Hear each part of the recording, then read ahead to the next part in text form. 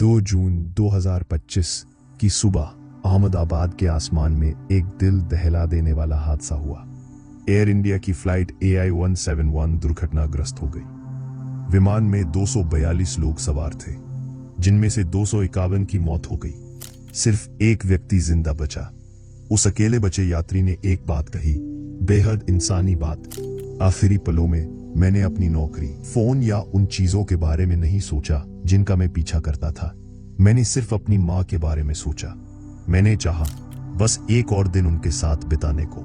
बाकी सब बेकार लगने लगा। इस हादसे ने सिर्फ अहमदाबाद नहीं बल्कि पूरे देश को झकझोर कर रख दिया और हमें एक बार फिर उसी सवाल से टकरा दिया, क्यों हम जीना, सच में जीना, किसी संकट के बाद ही शुरू करते हैं। आज हम इसी सवाल की गहराई में उतरेंगे। संकट में हमारा मन कैसे बदलता है और कैसे डर, गम या बच जाने की भावना हमें उस जीवन से जोड़ देती है जिसे हम अनजाने में अनदेखा करते रहे। हम में से ज्यादातर लोग तेज आगे मोड में जीते हैं। अगला लक्ष्य, पुरानी गलती, फोन स्क्रॉल करना, वक्त को नजरअंदाज करना।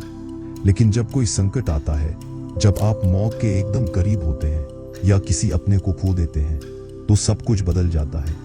मन एकदम शांत हो जाता है। छोटी छोटी परेशानियां जैसे गायब हो जाती हैं और बहुत वक्त बाद आप अभी को पूरी तरह महसूस करते हैं। मनोवैज्ञानिक इसे कहते हैं मोर्टेलिटी सेलियंस। जब हमें याद आता है कि जिंदगी स्थायी नहीं है और ये एहसास हमारे फैसलों को गहरा और जागरूक बना देता है। एक साधारण बातचीत, एक खाना, धूप की गर्मी, सब कुछ पवित्र लगने लगता है। हमें कोई दुर्घटना झेलनी नहीं पड़ती जागने के लिए। कभी कभी बस किसी को खोना ही काफी होता है। मुझे याद है जब मेरे दादाजी गुजरे, उनकी अंतिम यात्रा ने मुझे नहीं तोड़ा। एक हफ्ते बाद जब मैं उनके कमरे में गया और खिड़की के पास उनकी खाली कुर्सी देखी, तब वो एहसास आया। तब समझ आया कि मैंने कितनी चीजों को हल्के में लिया। उनकी धीमी सी रागिनी, सुबह की चाय और जब भी मैं कमरे में आता उनका वो सिर उठा लेना, जैसे वक्त एक पल के लिए रुक जाता। हम पूरी जिंदगी समय के पीछे भागते हैं और जब वो खत्म होता है तो उसी से भीख मांगते हैं। अज्ञात शोक सिर्फ दर्द नहीं है, वो एक आईना है जो दिखाता है कि क्या वाकई मायने रखता था। अक्सर बहुत देर से जब कोई बड़ा संकट आता है, जैसे विमान हादसा, कोई गंभीर बीमारी या अचानक क्षति, तो मस्तिष्क सर्वाइवल मोड में चला जाता है। एमिगडाला सक्रिय हो जाता है, एड्रेनलिन बढ़ता है, कोर्टिसोल शरीर में भर जाता है। आपको वक्त धीमा लगता है, आवाजें तेज और सांसें हल्की। इसे कहते हैं फाइट, फ्लाइट या फ्रीज रिस्पॉन्स। लेकिन इसके साथ एक और बात होती है। मस्तिष्क का वह हिस्सा जो ज्यादा सोचता है, प्लान बनाता है, पछताता है, वो बंद हो जाता है। उसकी जगह आता है पूर्ण वर्तमान, ना अतीत ना भविष्य, बस अब। ये डरावना होता है, पर यही वो पल है जब इंसान सबसे ज्यादा सजग और जीवित होता है। विडंबना ये है कि सुकून तो अभी में होता है, लेकिन हम वहां कभी होते ही नहीं। क्यों?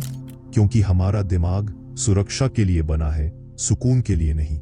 समस्या की तैयारी के लिए, जॉय महसूस करने के लिए नहीं। इसीलिए हम प्लान बनाते रहते हैं, स्क्रॉल करते रहते हैं और चुप्पी से भागते हैं। लेकिन कभी कभी कोई संकट हमसे बड़ा उसी शोर को रोकता है और कहता है, यही है, यही जिंदगी है, ना कल ना बाद में, अभी।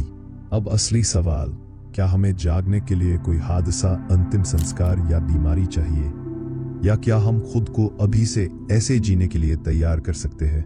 मनोविज्ञान और प्राचीन ज्ञान कहते हैं, हाँ कर सकते हैं।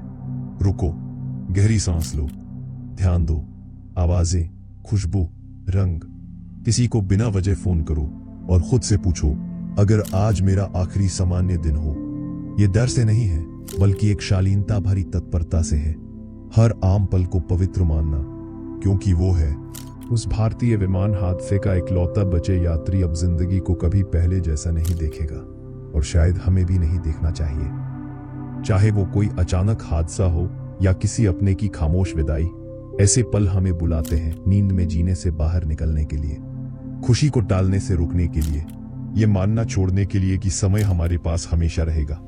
ये तुम्हारा इशारा है, तुम जिंदा हो, तुम सांस ले रहे हो, ये पल सब कुछ है। अगर ये संदेश तुम्हारे दिल को छू गया तो इसे किसी के साथ जरूर बांटो। दृश्य के लिए नहीं, बल्कि उसके लिए जिसे ये सीख लेने से पहले सुनना चाहिए।